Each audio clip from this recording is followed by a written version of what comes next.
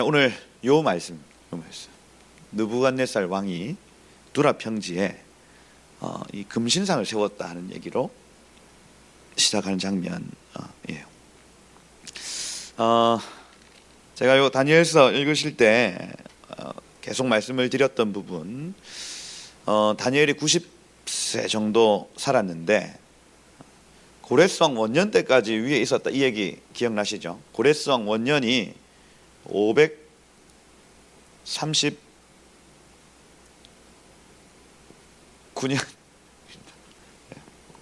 여기 보시면 539년이 고레스 1년째예요. 그죠? 그리고 8년인가? 8년. 그리고 537년도에 그죠? 537년도에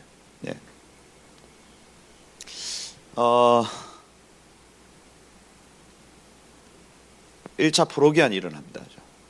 요때가 90세 되는 시점입니다. 언제 죽었냐면 530년도에 죽었습니다.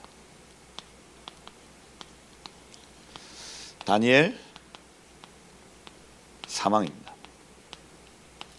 그러니 다니엘이 태어난 때가 620년도. 이렇게 온 겁니다. 90세.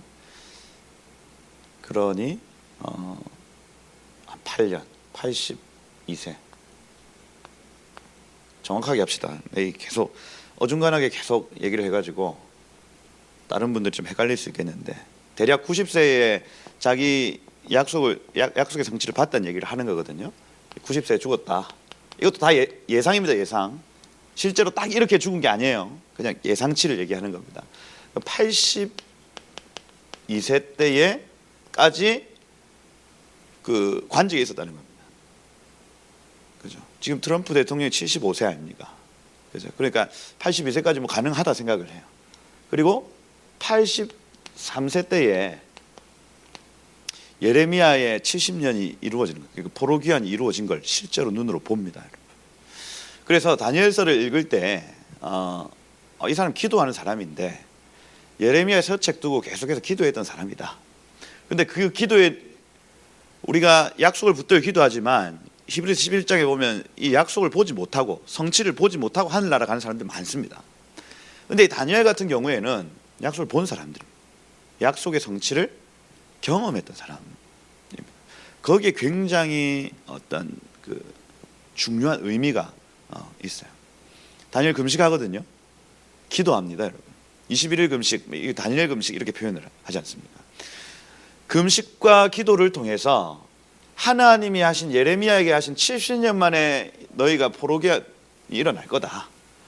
그 약속을 붙들고 계속해서 어떤 때는 서쪽을 향하여서 아침, 점심, 저녁 때마다 기도를 하고, 어떤 때는 21일 동안 금식하기도 하고, 그 금식과 기도로서 이 기간들을 채웠다는 얘기를 하는 거예요. 그죠? 그러니 실제로 83세, 거의 죽기 7년 전, 요때에 약속의 성취를 봤다. 근데 여러분, 이 바벨론이 이렇게 있으면, 여기가 티그리스 유프라테스면 여기가 바벨론입니다. 바벨론은 여기 현재 이라크 지역입니다. 이라크의 수도가 바그다드죠. 신바떼 그죠? 바그다드. 페르시아는 또 다른 나라죠. 페르시아는 여기 있는 나라입니다. 여기. 그죠? 그래서 아예 다른 나라예요. 메데 페르시아. 그래서 페르시아는 지금 이란입니다. 이란. 그죠? 테헤란이 여기에 있고, 그죠? 메디나 요렇게 있는데, 그래서 완전히 다른 나라인데, 여기에서부터 약속의 땅까지가 2300km면 그 당시에 비행기 없죠. 그죠? 우리 지금 여기에서 서울까지가 한 450km 정도면 그 당시에 비행기가 없는 시대에 85세, 83세 되는 할아버지가 여기 가기 굉장히 힘든 상황인 겁니다. 자기가 가지는 못해요. 그런데 많은 사람을, 바벨론에 있던 많은 사람들을 이쪽으로 계속해서 가라고 독려했던 사람인 겁니다. 다니엘이. 그래서 이 관점을 꼭 이해를 하셔야 이 사람은 얼마나 약속에 집착하는 사람인가, 그리고 그 약속이 이루어질 때까지 얼마나 신음했던 사람인가를 이해하고 읽어야 이런 어떤 내용들이 풀어지는 겁니다. 풀어져요. 그리고 다니엘서는요, 다니엘이 본, 내지는 처음에 2장에 나타나는 금신상에 대한 어떤 메타포가 6장까지 쭉 이어집니다. 금신상 기억나십니까? 그 금신상 머리는 뭐예요? 금이다. 가슴은 계속 이렇게 이게 아카데미상 아닙니까? 아카데미 분명히 이거 따라 지었습니다. 제가 볼 때는 금신상 딱 해가지고 그 다음에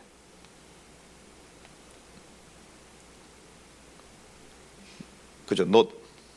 노시죠. 그 다음 종아리 철이죠. 금, 그리고 열 발가락, 이렇습니다. 근데 오늘 여기 규빗을 이렇게 계산을 해보니까 그 꿈에서 나왔던 신상을 그대로 지금 만들어 놨다는 거거든요. 근데 규빗을 보니까 60규빗 하면 30m입니다. 한 규빗이 요거라면서요. 요 팔꿈치 끝에서부터 손 끝까지가 한 규빗인데, 이렇게 사람마다 좀 차이가 있습니다. 45에서 50cm 사이로 보는데, 그럼 60규빗 하면 한 30m 정도 되는 겁니다. 저기 홍법사, 양산에 넘어가기 전에 홍법사 정도의 크기라고 보시면 되는데, 걔는 앉아 있어 가지고 펑퍼짐하죠. 근데 얘는 지금 이 비율 자체가 넓이가 6규빗이다 하면 3m입니다. 3m. 그건 뭐냐면 길어요. 빼빼로처럼. 그죠? 그래서 하나, 둘, 셋, 넷, 다, 일곱, 여덟, 아홉, 열. 그다음 요렇게 세워졌다는 거예요. 요렇게. 그죠? 요거를 상상을 하셔야 되는 거예요. 그래서 머리, 가슴, 다리가 어떻게 요렇게 되겠죠? 요렇게 되는 겁니다. 이렇게. 이 너무 함부로 그렸네. 예. 관에 들어간 신상입니다. 요렇다. 근데 여러분, 이거 하나님이 계시적으로 주신 꿈이거든요. 세상 나라 이렇게 돌아갈 거고, 이 발바닥 끝에 큰 돌이나 언덕이 이렇게 있으면 큰 돌이 굴러와서 무너뜨릴 것이다. 이거 하나님이 주신 꿈입니다. 이 꿈을 인정하는 다니엘 그룹이 있고, 이 꿈을 인정하기 싫은 느부갓네살 그룹이 있는 거예요. 계속해서 이 싸움이 6장까지 계속됩니다. 그러니 하나님의 약속을 붙들고, 하나님이 온 만물을 다스리는 분이시고 이분의 계획은 변함없으시고 이분의 계획이 이루어질 것입니다라고 얘기하는 그룹이 있고, 이걸 계속해서 변개하려고 하고 바꾸려고 시도하는 사람들이 있더라는 거예요. 이 싸움이 6장까지 싸움입니다. 6장까지. 그리고 우리 이 싸움에서 우리는 어느 편에 설 거냐? 마찬가지거든요. 하나님이 정하신 법과 하나님이 정하신 세계사가 있어요. 그죠? 그러면 거기에 환호하고 박수하는 그룹에 서야 되는데, 이걸 이제 양의 나라 내지는 이 오른편에 서는 자들, 이렇게 표현합니다. 그런데 계속해서 하나님의 법을 변개하려고 하고 이걸 내 것으로 만들려고 하고 시도하는 그룹들이 나타나더라는 거예요. 세상 역사는 이 두 그룹의 어떤 전쟁입니다. 두 그룹. 하나님의 뜻이 이루어지길 원합니다, 하나님의 나라가 이루어지길 원합니다라고 기도하는 사람들과, 나의 뜻과 내 나라가 이루어지길 원한다고 기도하는 그룹, 쫙 갈라지는 겁니다. 지금은 막 혼재되어 있는 것 같아요. 지금 막 정치인들, 경제인들, 모든 사람들이 막 나는 하나님도 섬기고 이렇게도 섬겨 하고 있는 것 같은데, 쫙 갈라지는 날이 올 거라고요. 아멘이시죠? 완전히 갈라질 날이 올 겁니다. 이 싸움입니다. 이 싸움. 제일 머리 누굽니까? 바벨론이죠. 바벨론이다. 그죠? 금 같은 나라. 이 바벨론에 하나님이 주신 미션이 뭐였습니까? 하나님 주신 미션. 지난주에 말씀을 드렸는데, 여기 유대인들 보존하는 거죠. 이거 저희 담임 목사님께 자주 들어가지고 압니다. 722년도에 아수르한테 멸망한 북이스라엘은 완전히 이방 사람들과 흩어져 버렸습니다. 그래서 12지파 중에 10지파가 이방인화되었습니다. 이해가 되시죠? 그래서 이 사람들은 이방인의 충만한 수에 섞여서 살아가는 민족들 돼버린 거야. 그러니 중국인들 중에도 유대인들이 있습니다. 일본인들 중에도 유대인들이 있어요. 피가 그래요, 피가. 그렇죠? 그러니 이방 사람들 중에 섞여 사는 민족들이 여기서 발생한 겁니다. 그래서 생긴 건 동양인인데 유대인이래요. 희한합니다. 그렇죠? 이방인의 충만한 수 안에 아수르 722년도에 멸망당한 북이스라엘 섞여 있다는 겁니다. 12지파의 2지파, 유다지파, 베냐민지파는 남았습니다. 누구 때문에요? 바벨론 때문에요. 그렇죠? 이게 바벨론에게 하나님이 부유와 영광을 허락하신, 부귀영화를 허락하신 유일한 이유입니다. 여러분. 그러면 느부갓네살은 요 일을 충실히 하고 하나님께 영광 돌리면 돼요. 이게 답니다. 근데 많은 세상의 군왕들이 그렇게 하더라 안 하더라? 안 하더라는 거예요. 요 일을 잘 했어요. 하나님의 음성도 들었어요. 근데 그 위의 것을 계속해서 구하는 겁니다. 더 높아지길 원하고. 이 싸움입니다. 은나라. 그죠? 중국에도 금나라, 은나라가 있습니까? 뭐 하여튼 은나라 누구예요? 그죠? 페르시아죠, 페르시아. 페르시아입니다. 이 페르시아가 가지고 있는 하나님의 비전, 하나님의 사명이 뭡니까? 포로 귀환입니다. 네. 이거를 전체적인 맥락에서 이해를 하고 계셔야 돼요. 하나님 나라를 세우실 때 그 나라의 부르심을 정확하게 딱 정확하게 말씀하시는 거죠. 그럼 페르시아 구레스나 아닥사스다나 이런 왕들을 통해서 거기까지만 하면 돼요. 그죠? 지금 한국도 마찬가지입니다. 그 다음 저기 미국도 마찬가지예요. 중국도 마찬가지입니다. 각 나라를 향한 하나님의 부르심이 분명히 있어요. 그 일만 하면 됩니다. 그런데 이 일에 관심이 없거나 그 일을 했음에도 불구하고 더 위의 것을 막 구하거나 이렇게 하는 순간 이게 스텝이 꼬인다는 겁니다. 포로기한 잘 했으면 됐어요. 그죠? 근데 그것만 구하는 게 아니더라. 그리고 여기 논나라죠. 굴입니다. 굴이 그리스입니다. 그리스. 이 나라 싸우는 얘기가 뭐 에스더서에도 나오고, 그죠? 뭐 알렉산더 대왕과 그죠? 영화 300에도 나오고 이렇게 나오는 겁니다. 페르시아하고 그리스하고 싸우는 얘기. 코인의 헬라어가 중요하댔죠. 이거를 꼭 알고 계셔야 된다. 그리스라는 나라는 코인의 헬라어가 중요하고 이들의 어떤 학적인 어떤 완성이라고 해야 되나? 이 언어를 통해서 복음이 계속해서 땅끝까지 나갈 수 있도록 만듭니다. 정교한 언어를 통해서. 그래서 이 나라는 계속해서 확장하는 부르심이 있어요. 그리스는 어떻게든 온 열방 가운데 이 그리스의 문화를 막 퍼뜨리고 언어를 퍼뜨리는데 이들의 사명이 있는 겁니다. 그러니 저 인도까지 가가지고 알렉산드리아라는 도시를 막 세워버리고 거기에서 막 언어를 가르치는 거예요. 왜? 이 언어가 세계 최고의 언어라는 걸 자기들이 자부심을 가지고 있었거든요. 그러니 유다 땅을 정복해도 코인의 헬라어를 가르칩니다. 그 당대에 어떤 서적들을 다 이해를 하려면 헬라어 필수적이라는 거예요. 필수적이다. 지금도 마찬가지죠. 지금도 계속해서 어떤 학적인 어떤 연구들 계속 들어가 보면 라틴어로 갔다가 헬라어로 결국 가도록 되어 있습니다. 이게 학적인 끝이 그래요. 헬라어 반드시 알아야 된다. 그리스도 요거 딱 했으면 됐다. 실제로 요 일을 딱 하고 알렉산더 대왕 죽습니다. 네 개로 분열되고 막 난리를 쳐요. 난리를. 그래서 그리스라는 나라가 완전히 폭삭 주저앉고 남은 것은 그리스도의 문화입니다. 그리스도의 언어예요. 그 위에 라틴어 어떤 계열의 여기 지금 철의 나라. 그래서 라틴어가 헬라어를 기반으로 하고 있는 어떤 언어이기 때문에 언어를 거의 뭐 비슷하게 쓴다고 해도 과언이 아닙니다. 이 사람들은 노시 아니고 로마죠, 로마. 지난주에 보니까 너무 필기를 엉망으로 해놔가지고 로마입니다, 로마. 로마는 어떤 부르심이 있다? 길이다, 길. 길을 잘 닦으면 된다는 거예요. 실제로 지금 전 세계 이렇게 다시 재포장하고 있는 모든 길은 로마의 길을 통합니다. 로마의 길. 저기 몽골, 뭐 실크로드, 다 로마가 닦아놓은 길들을 지금 재포장하고 있는 상황이다. 로마다.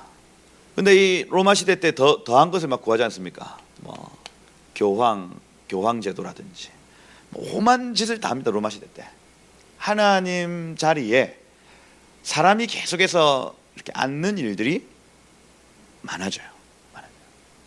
없어지죠. 없어집니다. 그러고 열국 시대가 이렇게 등장을 하는 거예요. 이런 하나님의 계획이 있다. 계획. 그런데 느부갓네살이요 1절에 보니까 금으로 신상을 만들었더니, 금으로 신상을 만들었더니 이렇게 되어 있습니다. 금 도배를 했다는 겁니다. 은나라 안 와도 돼, 논나라 안 와도 돼. 이거 다 하나님이 정하신 하나님의 사명들이 있는데, 아니야, 우리나라가 영원해야 돼 라고 얘기를 하는 겁니다. 근데 여기 LXX 버전, 그러니까 셉투아진트라고 히브리어를 헬라어로 번역해 놓은 요 당시에 70인역이 나타납니다. 이 70인역에서 이 다니엘서 3장의 연대기를 언제로 보냐면 585년으로 봐요. BC 585년. 근데 가만 보시면 보십시오. 아까 제가 말씀을 드린 대로 여기 다니엘 1차 포로가 언제였냐면 605년도입니다. 605년도. 그러니까 15살에 잡혀갔다는 겁니다. 1차 포로. 그리고 2차 포로가 597년입니다. 이때까지도 그 예루살렘이 망했습니까? 안 망했습니까? 안 망했죠. 그리고 586년 3차 포로기한 하면서 예루살렘 성이 완전히 멸망당하고 그 다음에 성전이 회파됩니다. 완전히. 근데 585년도예요. 그로부터 1년 후입니다. 보시면 그 꿈에 대한 해석이 604년 정도 될 겁니다. 꿈을 꿨어요. 느부갓네살이. 꿈을 꿨는데 여호와 하나님이 온 세상을 다스린다는 꿈을 꿨어요. 그로부터 몇 년입니까 지금 이게? 여기 15년, 19년? 19년 만에 한 번 더 쳐들어가고 또 쳐들어갔더니 꿈꾼 지 18년 만에 여호와의 성전을 자기가 다 무너뜨린 거예요. 나에게 꿈을 줬던 그 신의 성전을 내가 완전히 박살낸 겁니다. 그 안에 있는 성전 기구들 다 가졌어요. 저 메노라 이런 것들 다 막 끌고 와가지고 바벨론 신전, 이 벨의 신전에 막 다 쳐놓고 이렇게 했습니다. 뭐냐면 이 싸워보니 이 여호와라는 이 신과 싸워보니 우리가 훨씬 세더라는 거예요. 아니 세상을 다 주관한다며. 그런데 실제로 가보니 별거 아닌 신인 거예요. 뭐냐 이거. 그로부터 1년 후 금신상을 세우는 겁니다. 시점이 굉장히 중요해요. 시점이. 우리 하나님 숨어 계시죠? 이 유다 백성들이 하나님께 돌아오지 않으면 멸망당하는 건 하나님의 뜻이었습니다. 여러분. 완전히 박살나는 거예요. 이거 하나님의 뜻 안에 있는데 느부갓네살 오해하는 거예요. 내가 내 힘이 세서 이 일이 이렇게 일어났다 하고 586년대 완전히 멸망하고 1년 후에 금신상 세우더라. 싸움이 시작된 겁니다. 어떤 싸움이냐면 다니엘도 의아했겠죠. 내지는 하나님이 이렇게 일을 정하셨는데 다니엘과 세 친구 그리고 믿음의 유다인들이 하나님의 이 꿈이 어마어마하게 유명한 꿈이 되었을 겁니다. 아마 앞으로의 모든 세계사를 이렇게 정리해 놓은 꿈이었을 거란 말이죠. 유다인들한테도 굉장히 유명한 꿈이고. 그런데 요거를 이제 믿지 못하는 상황. 금신상, 바벨론 신이 최고야. 이 싸움인 겁니다. 그래서 오늘 싸움의 핵심은 무슨 무릎을 꿇어 절하고가 아니고를 떠나서 하나님이 하신 약속을 믿는 사람과 믿지 않는 사람의 싸움이에요. 예. 무릎을 꿇고 절을 하는 행위 때문에가 아니라 이 사람들은 우상 숭배의 개념 때문이가 아닙니다. 이걸 굉장히 오해를 하는데 무릎 꿇어 절하면 안 됩니다. 물론 맞죠. 맞는데 그것 때문에 이 세 친구가 그렇게 하고 있는 게 아니에요. 나는 당신이 이 하나님이 주신 꿈을 믿었으면 좋겠다 이겁니다. 거기에 내가 복종할 수 없습니다. 당신의 그 의견에 동의할 수 없습니다 하는 거예요. 왕이 그럴 수 없습니다 하는 거예요. 두라 평지에 세웠더라. 두라 평지. 여기 바벨론 성이 여기 있으면 하여튼 성 밖에 이렇게 세운 겁니다. 그죠? 이렇게 세운 거예요. 그래서 여기서 나팔 소리가 막 울리면 저쪽을 향하여 경배하는 겁니다. 이쪽을 향해. 두라 평지에 세웠다. 사람을 보내어서 총독과 수경과 행정과 모사, 재무관, 재판관, 법률사 각 지방의 모든 관원들을 느부갓네살 왕이 세운 신상의 낙성식에 참여하게 했다. 그래서 오늘날의 김정은이가 이렇게 4월 6일 이럴 때에 김일성이 죽은 날이나 이럴 때에 그 일반 백성들 말고 딱 그 핵심 코어들만 딱 데리고 가가지고 참배하는 날이 있습니다. 그런 느낌인 거예요. 코어들. 그 앞에 섰다. 선포하는 자가 이르되 백성 나라들 각 언어로 말하는 자들아 왕이 너희 무리에게 명하시나니 나팔 소리, 케렌이 뿔소리입니다. 뿔소리. 피리, 수금, 삼현금, 양금, 생황. 그래서 이 수금이라는 단어가 키타로스라는 단어입니다. 기타입니다. 기타. 삼현금은 삼각형으로 된 수금입니다. 양금은 진짜 수금이고 생황은 심포니아라는 단어이기 때문에 관악기라 할 수 있습니다. 그래서 악기 소리를 들을 때에 엎드려 절해라 이렇게 되어 있습니다. 여기 나팔, 사가드 이렇게 되어 있거든요. 나팔 하면은 떨어지다라는 뜻이고 사가드 하면은 복종과 존경의 의미. 내가 그 명령을 존중합니다 하는 겁니다. 그래서 납작 엎드려라. 납작 엎드려라.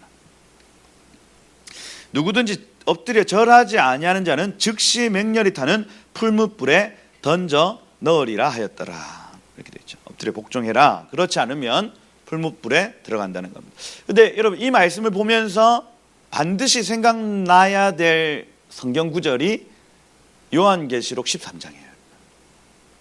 이게 나중에 일어날 일에 대한 예표적인 모습이라는 거예요. 요한계시록 13장 한번 가볼까요? 이걸 반드시 우리 시대에도 일어날 수 있는 일입니다, 여러분. 그래서 여기 13장 1절에 보시면 바다에서 한 짐승이 나오는데 뿔이 열이요 머리가 7이다 이렇게 되어 있죠. 여기에서 이 머리는 계속해서 이 7나라를 의미합니다. 7나라. 그래서 애굽, 아수르, 바벨론, 페르시아, 그리스, 로마, 열국 총 7개입니다. 그래서 머리가 7이라는 그 얘기고 뿔이 10개다 하면은 이 열국의 어떤 쓰임 받는 각기 다른 권세를 의미합니다. 10왕관이 있고 머리들에는 신성 모독하는 이름들이 있다. 내가 본 짐승은 표범, 발은 곰, 입은 사자. 이게 다 이 다니엘서 7장에 나타나는 민족들의 모습이라는 거예요. 국가의 모습. 이 모습을 하고 있는 거예요. 그런데 정확하게 요한은 이 다니엘서를 딱 기본 베이스를 해서 지금 이 얘기를 풀어내고 있는 겁니다. 그런데 적그리스도가 반드시 나타나는 통로가 있는데 통로는 나라들이죠. 나라들. 나라들 안에서 이런 어떤 맥락 안에서 적그리스도 나온다는 거예요. 용이 자기의 능력과 보좌와 큰 권세를 그에게 줬다. 짐승에게 줬다는 거거든요. 짐승. 여기에 나타난 짐승은 이 짐승입니다, 여러분. 세계사의 한 획을 긋는 나라들을 의미합니다. 짐승. 그 머리 하나가 상하여 죽게 된 것 같더니 그럼 나라가 있다가 없어졌다는 거거든요. 그죠? 본래 있었던 나라인데 없어진 나라입니다, 여러분. 그 나라가 어딘지 우리가 추적하는 겁니다. 과거에 뭐 이스라엘도 있었다가 사라졌잖아요. 그러다 다시 생겼죠. 이걸 사람들이 기적이라 얘기를 합니다. 로마도 옛날에 있었는데 없어졌다가 신성 로마 제국이라고 뭐 홀리 로마 엠파이어 이렇게 해서 다시 세워졌다 또 없어지고 이렇게 합니다. 계속. 그죠? 여기 페르시아 같은 경우에도 이란이라는 나라가 계속해서 페르시아의 재건 이렇게 얘기하거든요. 그럼 만약에 옛날에 썼던 이름을 다시 쓰는 나라들이 나타난다면 이건. 그래서 머리 중에 하나가 상하여 죽게 되었더니 그 죽게 되었던 상처가 나음에 온 땅이 놀랍게 여겨 짐승을 따르고 이렇게 되어 있습니다. 그러니 여기에 이 모든 7나라에 있었던 그 권세와 권력이 적그리스도, 그러니까 죽었다가 살아난 나라에게 부어진다는 얘기를 하고 있는 거예요. 그리고 4절이 중요하죠. 용이 짐승, 용은 사단이고 짐승은 이 세상 나라입니다. 짐승에게 권세를 주므로 용에게 경배하여 짐승에게 경배하며 이르되 누가 이 짐승 같냐? 누가 능히 이와 더불어 싸우리요? 이 세상 나라하고 싸울 자 없다는 겁니다. 권력이 하도 이제 세져가지고. 그리고 이 짐승이 세상 나라가요 과장되고 신성모독하는 말하는 입을 받고 42달 3년 6개월 1260일을 일할 권세를 받는다는 거예요. 받는다. 그리고 여기 11절에 보면 또 다른 짐승 나오는데 거짓 선지자죠. 종교계입니다. 내지는 교회 안에서 이 짐승을 계속해서 찬양하라고 얘기하는 그룹들이 나타난다는 거예요. 그래서 과거에 교황 권력, 그래서 이 짐승을 이제 많은 사람들이 교황으로 봤습니다. 거짓 선지자를 교황으로 보고 계속해서 이 정치하고 딱 연결된 종교인들을 의미할 수 있다 이렇게 보는 거예요. 땅에서 올라오니 어린 양같이 두 뿔이 있고 용처럼 말을 한다는 것은 얼굴은 예수님 모습인데 말은 용의 말을 한다는 거예요. 용의 말을 한다. 근데 여기 14절에 보면 칼에 상하였다가 살아난 짐승을 위하여 우상을 만들더라. 똑같은 짓 또 합니다, 여러분. 우상 만드는 거예요. 여기 어떤 시점이 되면. 그래서 여러분 우리가 국민의례라고 하는 부분도 초기 우리 기독교인들 그러니까 그 박정희 대통령 시절에 아직까지 일제 신사참배를 거부했던 강력하게 거부했던 어떤 그룹들은 국민의례에 대한 부담감도 있었습니다. 이런 말씀들 때문에. 그렇죠? 국가에 대해서 막 충성을 맹세하고 내가 막 죽기까지 복종하겠습니다. 이런 고백들을 삼가했다고요. 삼가했어요. 왜냐면 여기 적혀 있으니까. 여기 지금 나라에 대해서 짐승이라고 지금 표현을 하고 있는 거니까. 그렇죠? 우상을 만들더라. 우상 만들더라. 그리고 15절에 경배하지 아니하는 자는 몇이든지 다 죽이게 하더라. 똑같은 패턴입니다, 여러분. 그러면 오늘 우리가 이 다니엘서 3장을 통해서 팁을 알 수가 있는 거예요. 아, 마지막 때에 똑같은 일이 또 발생할 수 있겠구나. 그러면 우리가 어떻게 행하면 되겠구나를 알려주는 굉장히 예언적인 어떤 책이라 할 수가 있죠. 금신상에게 절해라. 누구든지 엎드려 절하지 아니하는 자 맹렬히 타는 풀무불에 던져 넣으리라 하는 거죠. 그러니까 7절에 보면 모든 사람이 금신상에 엎드려 절하더라 하는 거예요. 근데 여기 13장 아까 계시록 13장 8절에 이렇게 되어 있습니다. 생명책에 이름이 기록되지 아니하는 자들, 이 땅에 사는 자들은 다 그 짐승에게 경배하더라 이렇게 되어 있습니다. 똑같은 얘기죠. 생명책에 이름이 없는 자들은요 거침없이 경배한다는 거예요. 거침없이. 이때도 마찬가지. 하나님의 책에 관심이 없는 자, 생명책이고 뭐 말씀이고 관심이 없는 사람들은 당장 눈앞에 죽게 되었으니까 다 그냥 경배하더라는 거예요. 먹고 살려고. 그런데 이 책에 관심 있는 사람들, 하나님의 토라, 하나님의 말씀에 관심 있는 생명책, 생명을 주는 책에 관심 있는 자들은 거기에 대해서 깨어 일어나더라는 거예요. 왕이여 그럴 수 없습니다 라고 얘기를 한다는 거예요. 이걸요 요한계시록 13장 6절에는 하늘을 사는 자들 이렇게 표현해놨습니다. 그죠? 그래서 요한계시록 13장에서 정확하게 반으로 가르고 있는 게 뭐냐면 이 땅에 사는 자들, 이 땅에 사는 자들, 그리고 하늘을 사는 자들, 8절, 6절과 8절에 나타난 13장. 하늘에 사는 자들과 이 땅에 사는 자들을 정확하게 분리시켜 놓더라 하는 거예요. 여러분 하늘을 산다는 얘기가 무슨 얘기입니까? 말씀대로 사는 것입니다. 아멘이시죠? 하늘 사셔야 돼요. 이 기록된 말씀 진짜 아무것도 아닌 것 같은데 하나님이 우리 가운데 던져주신 선물이에요. 영원한 나라가 있다. 영원한 삶이 있단다 얘들아. 근데 이 말씀을 계속해서 이 계명대로 지켜 살고자 하는 자들은 살 것이고, 여기에 관심하지 않고 이거 그냥 뭐 세상적인 책하고 똑같겠지 하고 그냥 던져버리는 사람들은 결국에는 멸망의 길로 가더라는 거예요. 하늘을 사셔야 됩니다 여러분. 하늘을 산다는 내용, 표현이 어떤 표현이냐?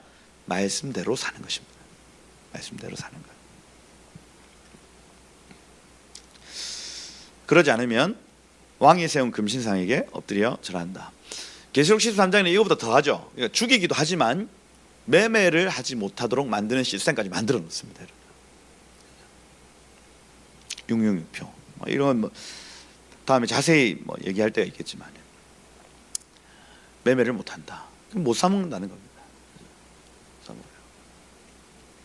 그럴 때가 올 것이다. 제가 저번에 말씀드렸죠. 2023년도가 되면 모든 국민들한테 20만 원에서 30만 원 정도 기본소득을 제공하겠다 지금 공약을 내걸고 있습니다. 그러면 조건이 있겠죠. 말 잘 듣는 사람, 백신 맞으라 맞고 또 그 집합 금지 명령 하면 하고 이 사회에 악을 저지르지 않는 사람들에 대해서 기본소득을 제공할 겁니다. 점점 더 여러분 인공지능 시대 막 이런 책들을 읽어보면 점점 더 우리가 가질 수 있는 어떤 직업적 한계가 분명해요. 사람들 직업이 다 없어질 거란 말이에요.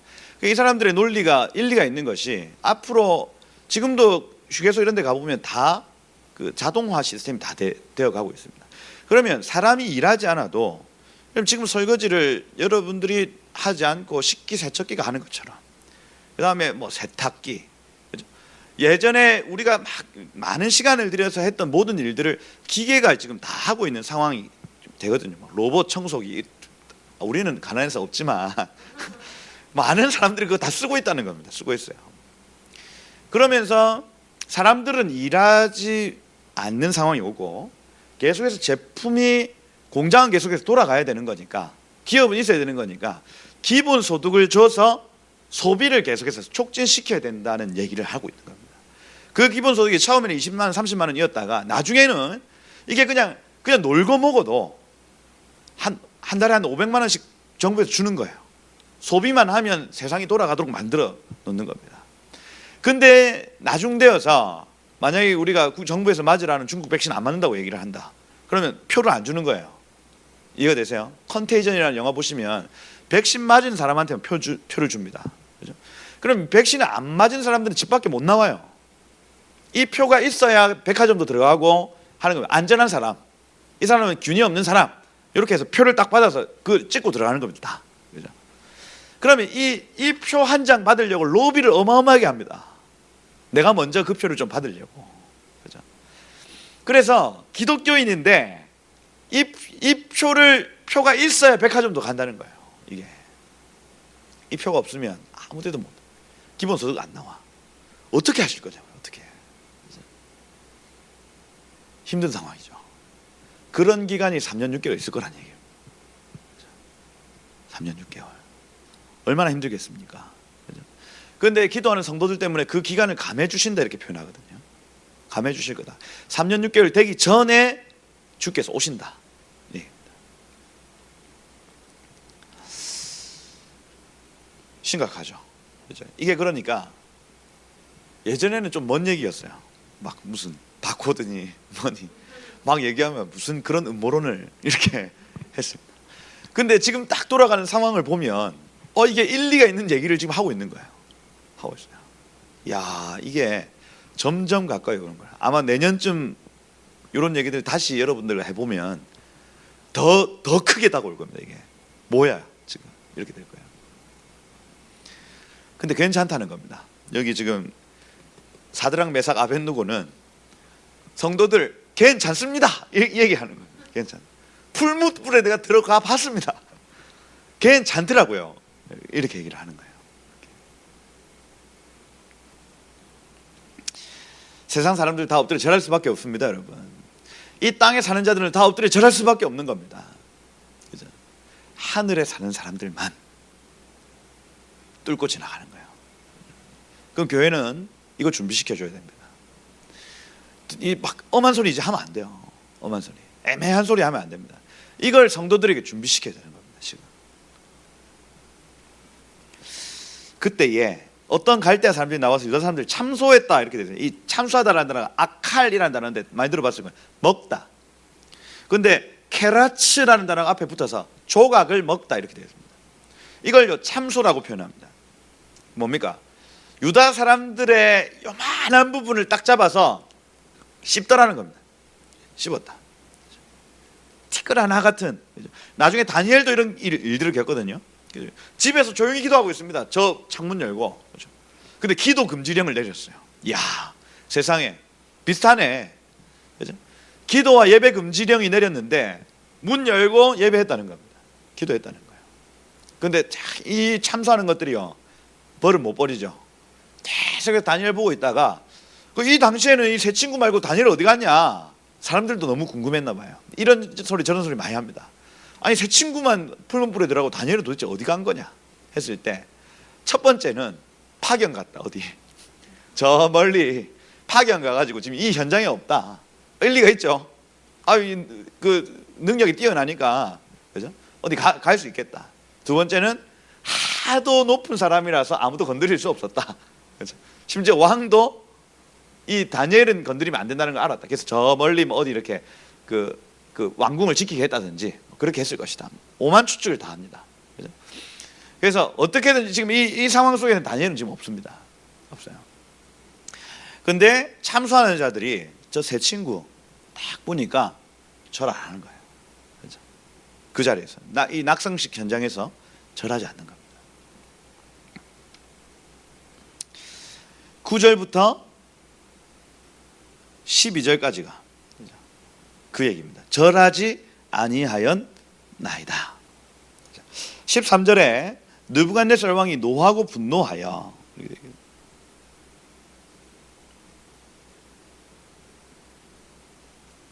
여기 12절에 보면 왕을 높이지 아니하며 요 단어가요, 원어로 하니까 이렇게 되어 있었습니다. 왕의 명령을 마음에 두지 아니하여 이렇게 되어 있습니다. 그래서 왕의 법을 마음에 두지 아니하여, 여기에서 우리가 힌트를 찾을 수 있는 겁니다.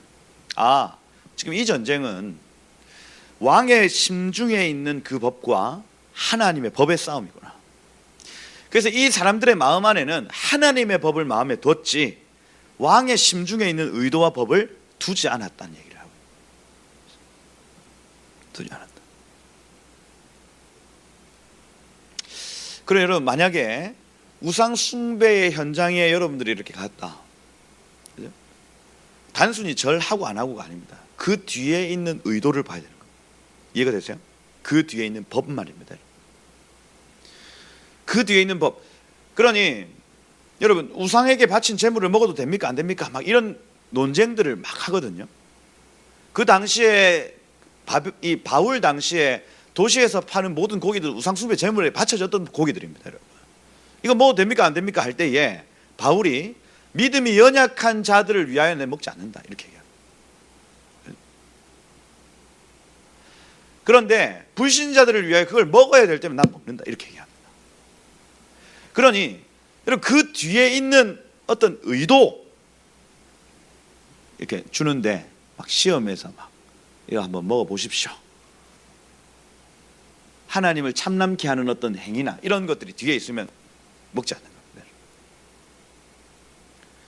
그런데 이 우상에게 바쳤던 제물 그 고기를 화평의 의도로 가지고 온다. 내 당신과 함께하기를 원해요. 친해지기를 원해요. 이렇게 하면 먹었다는 겁니다. 우상 숭배가 나타나는 현장에서 우리가 대처해야 될, 만약에 여러분 지금도 여러분이 북한에 가면 금수산 궁전에 절을 해야 될 거라면 관광 코스 중에 하나입니다. 그래서 신상이 이렇게 있으면 동서남북 4번 해가지고 절을 하고 나와야 돼요. 그렇죠? 여기에서 이 뒤에 있는 의도를 보지 못하면, 근데 여러분 그 금수산에 미라를 만들어 놨거든요. 미라.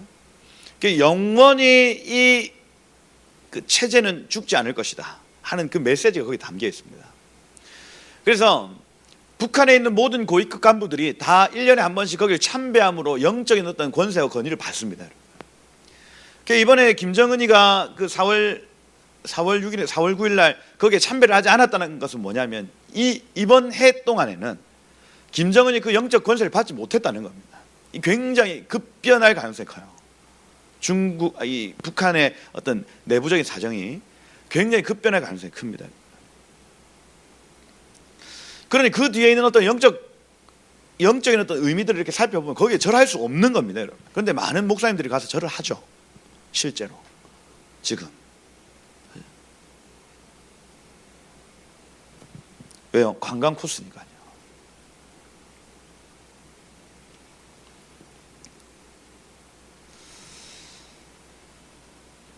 왕의 법을 알았다는 겁니다. 그리고 그걸 마음에 담지 않았다. 느부갓네살이 화냈죠. 화냈습니다. 끌고 와라 합니다. 그리고 끌고 와서 묻습니다. 너희가 내 신을 섬기지 않으며 내가 세운 금신상에 절하지 아니한다 하는 것이 사실이냐? 의도적인 거냐? 원어로 하면 체다라는 단어. 의중, 의도가 있냐? 15절에 보면 지금이라도 준비하였다가, 이 준비하였다가 그죠? 준비된 상태에서, 자 준비된 상태에서 지금 딱 절해봐. 그러면 너 살려줄게. 이렇게 얘기하는. 만일 내가 만든 신상 앞에 엎드려 절하면 조커니와라는 단어 없습니다. 그냥 절해라. 지금이라도 절해라 라는 단어.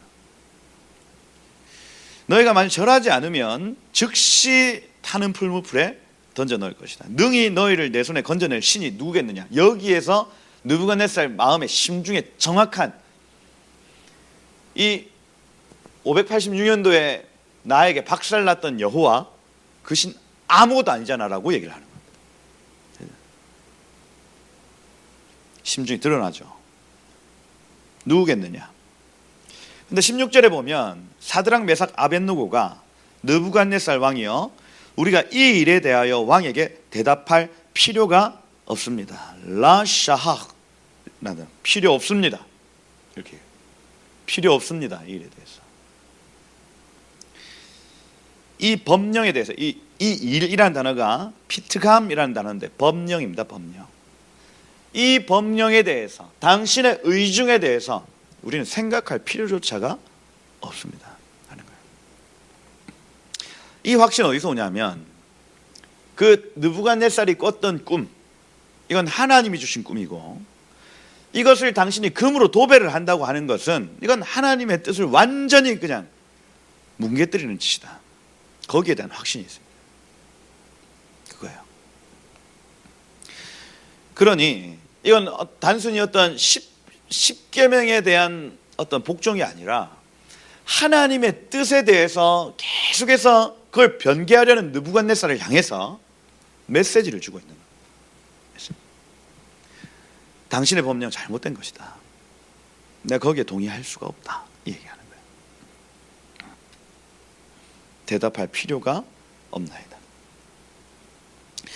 왕이여, 우리가 섬기는 하나님이 계시다면 맹렬히 타는 풀무불 가운데서 능히 건지십니다. 왕의 손에서도 건지십니다. 그럼 여러분, 사단이 핍박하죠, 조롱하죠, 협박하죠.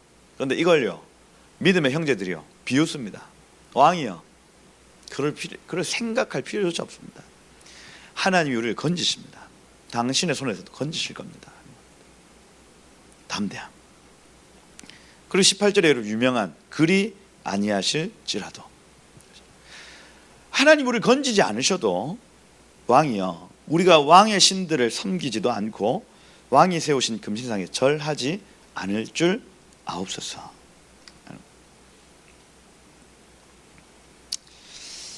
여러분, 하나님의 뜻에 이 정도 무게감을 두는 거예요. 하나님의 뜻이 이루어질 겁니다. 당신의 뜻이 이루어지지 않을 것입니다. 하나님의 뜻이 이루어질 겁니다. 찰스 스펄전이라는 사람이 이 설교하면서 뭐라고 했냐면, 우리의 의무는 옳은 일을 행하는 것이고 그 결과는 하나님께서 담당하는 것이다. 이렇게 했습니다. 우리의 일은 옳은 일을 하는 것입니다. 그 뒤에 결과는요, 하나님이 하신 일이에요. 우리 목숨이 날아가든 우리를 살려주시든 그 결과는 우리에게 상관없습니다. 우리는 옳은 일을 하는 데 우리의 의무가 있는 거예요. 이걸 여러분 꼭 기억하십시오. 결과는 상관없습니다. 이게 간증거리가 되고 안 되고 상관없습니다. 여러분, 우리가 해야 될 유일한 일은 무엇이냐면 옳은 일을 하는 것이에요. 옳은 일.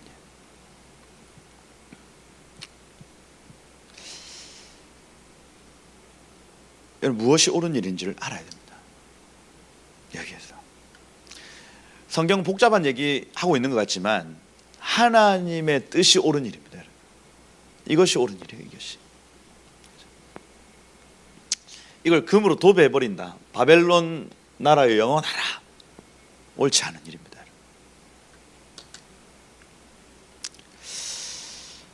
여러분, 옳은 일에 여러분 우리 함께, 그죠? 싸우셔야 돼요. 싸우십시다. 옳은 일.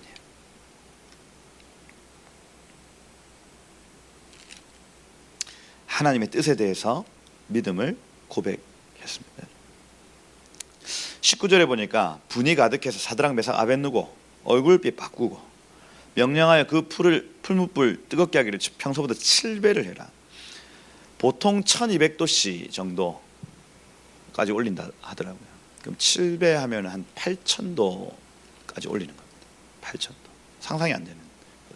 100도가 만약에 끓는 점이면 거기에 손만 넣어도, 그죠, 뜨거울 거 아닙니까? 거기에 80배. 어마어마하죠. 극렬히 타문 불에 던져라. 속옷, 겉옷, 모자, 터번이죠. 다른 옷을 입은 채 결박해서 맹렬히 타는 풀무불 가운데 던져라. 너무 뜨거웠어요. 붙든 사람들 태워버렸답니다. 그 세 사람 사드락 메삭 아벳느고 결박된 채 맹렬히 타는 풀무불 가운데 떨어졌더란 나팔입니다. 나팔. 그래서 이게 당시에, 고대 당시에 어떤 용광로 어떻게 생겼는지 막 찾아보니까 가장, 하여튼 이집트 페르시아에서 사용했던 게 요런 식으로 되어 있고, 요 뒤에 건물이 이렇게 있어서 이렇게 올라가 가지고 여기 구멍이 있는 겁니다. 그리고 요 밑에 이제 이쪽으로 계속해서 그 재료, 타는 연료들을 계속해서 넣고 요 밑에서 이제 달고 가지고 꺼내는 거예요. 그러면 떨어졌다라는 단어를 지금 쓰고 있거든요. 그러니까 요 밑으로 들여보내 가지고 나온 게 아니고 요 위에 끌고 올라가 가지고 떨어뜨린 겁니다, 여러분. 그러니 여기는 여기보다 좀 그래도 덜 뜨거울 거 아닙니까? 여기는 그 불의 근원지에 해당하는 곳이고, 여기에는 지금 사람들이 출입할 수 있는, 그래서 여기에 기둥이 이렇게 있겠죠. 네 군데, 그죠? 여기 뭐 이렇게 있을 것이고, 그죠? 여기에 떨어뜨린 겁니다. 여기. 죽겠죠. 요 위에 요 근처에서 사람이 이렇게 같이 떨추다가 이 사람들이 탔대요. 하늘나라 갔습니다, 여러분. 그러니 여기만 해도 뜨거운데 요 밑으로 들어갔다는 겁니다. 어마어마하죠. 계속해서 좀 제가 디테일하게 그려주면 상상을 해보시라는 겁니다. 어느 정도인가 상상해 보시라. 태워 죽였고 풀물 가운데 떨어졌더라. 그런데 24절에 보면 왕이 놀라 급히 일어나서 이렇게 돼요. 놀라라는 단어가 라마흐라는 단어인데 말문이 막혔다. 이렇게 막혔다. 야, 우리 던진 사람 셋 아니었니? 왕이 올소이다. 왕이 또 말하여 이르되 내가 보니 결박되지 아니한 네 사람이 불 가운데로 다니는데 상하지 않고 넷째의 모양은 신들의 아들 같도다. 되었습니다. 이때 이위 하나님 예수님 오신 겁니다. 야, 예수님 오셨어요.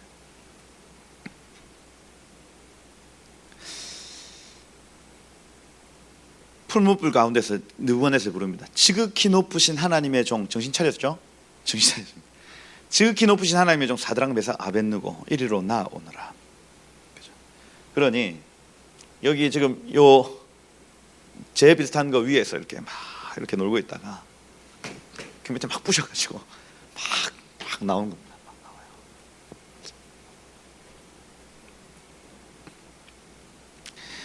예수님이 함께 하셨다. 근데 머리털 걸리지 않고 겉옷 빛 변하지 않고 불에 탄 냄새도 없었더라 하는 거예요.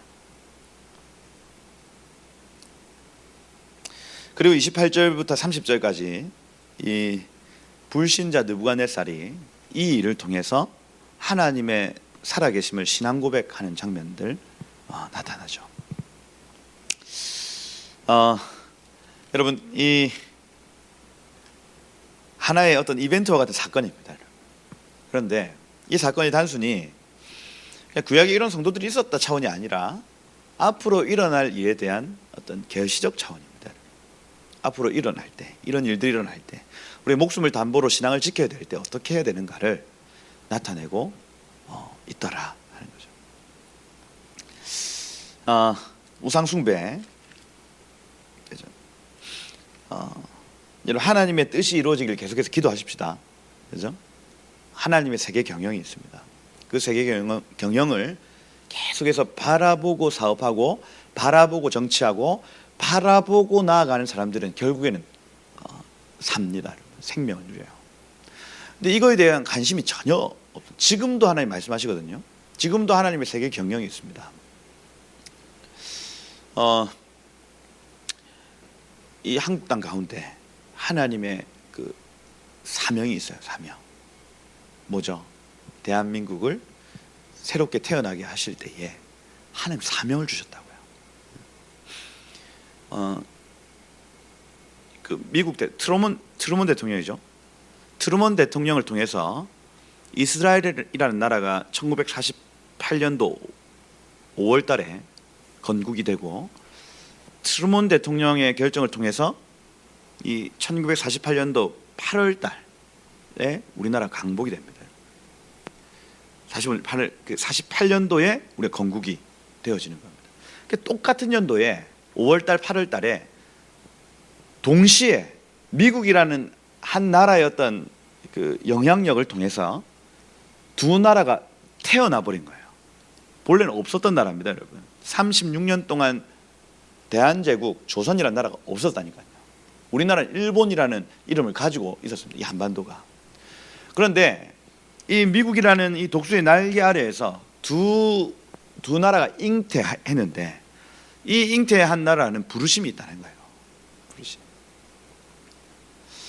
그 부르심을 이제 이 재헌국회에서 그 이윤영이라는 목사님이 국회를 시작하면서 기도할 때에 그것들을 계속해서 선포합니다. 그 부르심에 대해서. 주님, 먼저는 우리에게 민생 복락을 주십시오 하고 기도합니다. 그러하면 남북 통일을 이루어서 우리가 지금 감히 하지 못한 남북 통일을 이루어서 세계 평화에 기여하는 나라가 되게 하소서 이렇게 되어 있습니다. 세 단계입니다. 세 단계. 이게 우리 국가적 부르심이에요. 만약에 민생 복락을 주시면 남북 통일을 이루어서 이 두 나라가 한 나라 되어서 복음으로 온 세계 열방에 평화를 끼치는 민족이 되는 겁니다. 요거에 대해서 관심이 없잖아요. 그래서 우리나라 민생 복락을 지금 얻었습니다. 그죠? GDP 3만 달러. 그죠? 3만 달러면 1인당 국민소득이 평균이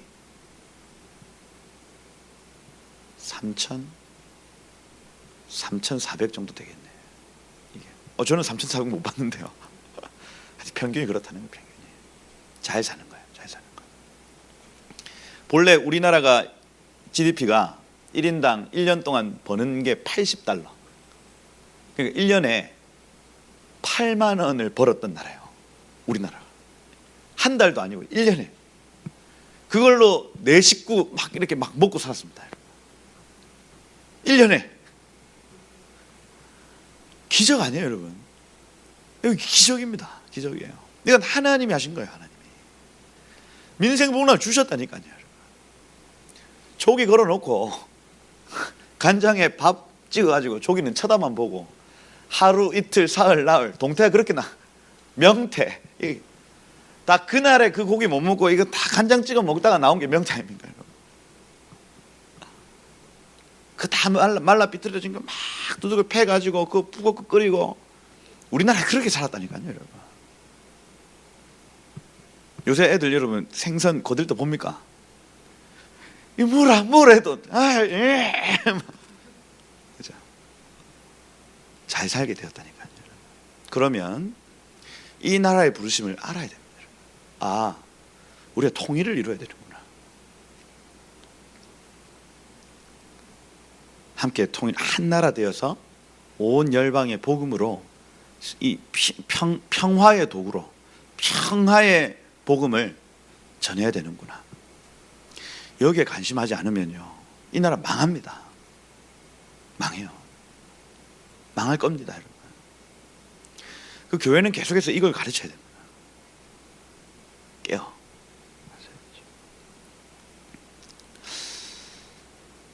이 다니엘의 세 친구가 싸울 수 있었던 이유는 이게 보였다는 겁니다.